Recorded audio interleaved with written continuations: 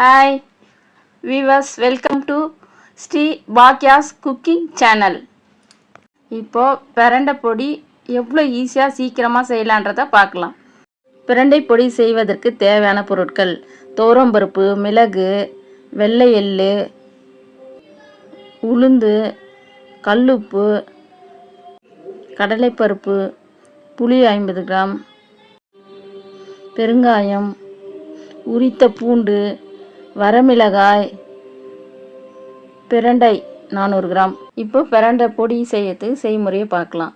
முதல்ல கடாயை வச்சு உளுத்தம்பருப்பு நல்லா பொன்னிறமாக வறுகிற வரைக்கும் வறுத்து எடுத்துக்கணும். அதுக்கப்புறம் கடலைப்பருப்பு வறுத்து எடுத்துக்கணும். நம்ம பொன்னிறமாக வர வரைக்கும் வறுத்து எடுத்துக்கணும். உளுந்தம்பருப்பும் கடலைப்பருப்பும் நல்லா செவந்து பொன்னிறமாக வர வரைக்கும் வறுத்து எடுத்துக்கணும். துவரம்பருப்பு போட்டு நல்லா பொன்னிறமாக வர வரைக்கும் வறுத்து எடுத்துக்கணும். வெள்ளை எள்ளு நல்லா பொரிஞ்சு படன்னு பொரியிற வரைக்கும் வறுத்து எடுத்துக்கணும். அப்புறம் மிளகு வறுத்து எடுத்துக்கணும். வரமிளகாய் வறுத்து எடுத்துக்கணும். நல்லா செவக்க வறுத்து எடுத்துடணும். அதுக்கப்புறம் இதெல்லாம் வறுத்ததுக்கப்புறம் கடாயில் 100 ml நல்லெண்ணெய் விட்டு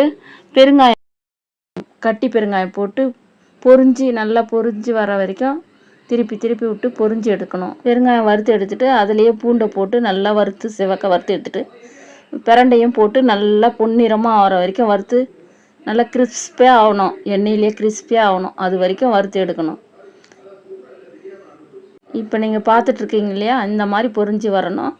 எண்ணெயை வடிகட்டிட்டு எடுத்து ஆற வச்சு அந்த எண்ணெயிலேயே புளியை போட்டு நல்லா கிறிஸ்பாக வர வரைக்கும் வறுத்து எடுத்துடணும். அப்புறம் ஆற வச்சு மிக்சி ஜாரில் மாற்றி பிரண்டை பொடி எல்லாம் மிக்ஸ் பண்ணி கல் உப்பு கலந்து அரைச்சி பிரண்டை பொடி தயாராகிடுச்சு.